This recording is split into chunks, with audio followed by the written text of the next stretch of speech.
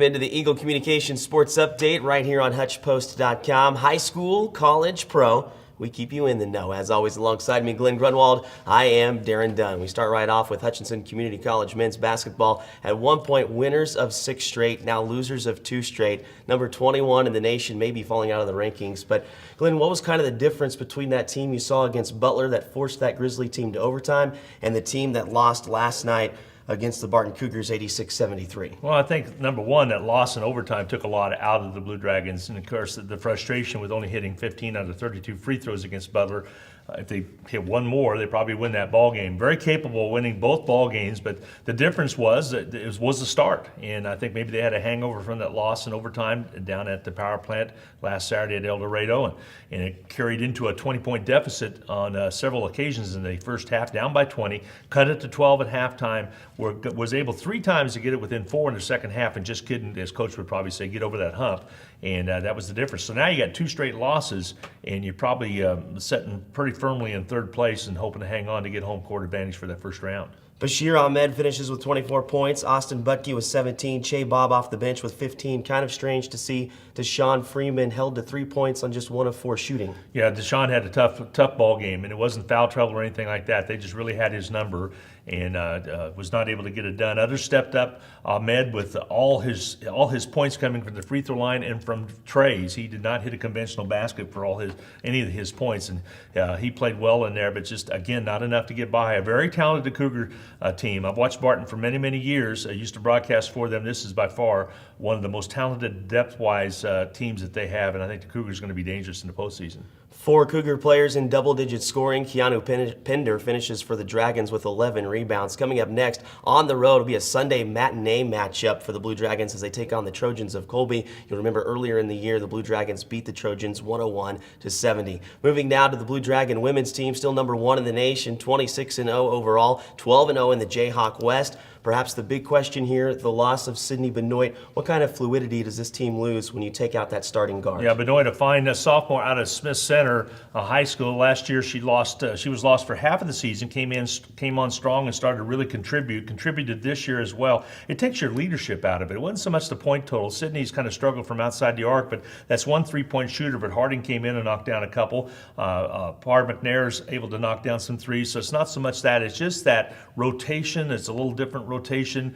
Mandy Madden, although she doesn't play that spot that Benoit played, is going to have to get a little bit more playing time because you got Harding on the outside. So I think it's just a matter of the chemistry is just shaking up a little bit. They'll fix it and get it going, and I think they'll do great things out of Colby. 63-40 victors over the Cougars.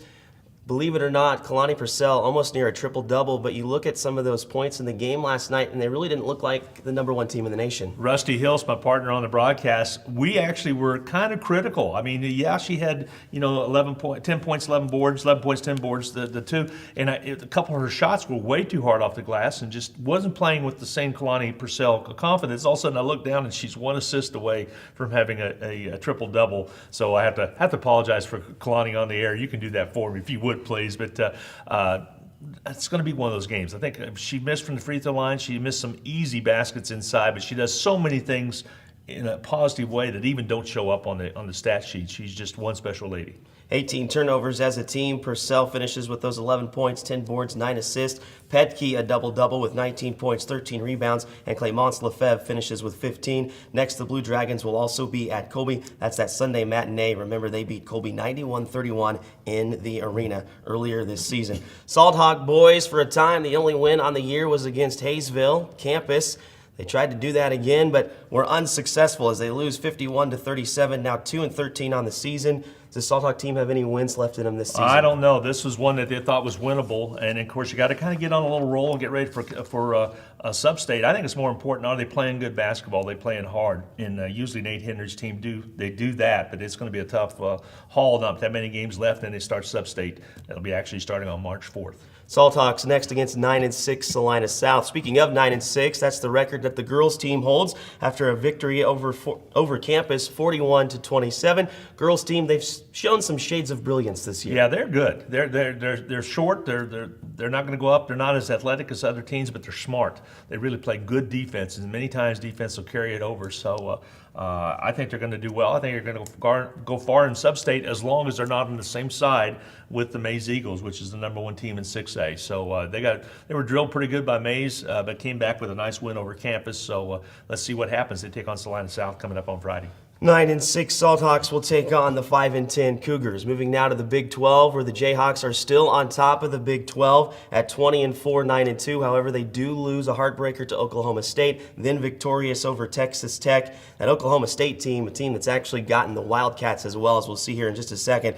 Next, the Jayhawks will take on the 18-6, 6-5 Bears of Baylor. The Wildcats, losers of 5 straight. 12-13 now on the season, 5-7 in the Big 12, only a couple spots out of the bunker in the Big 12 standings.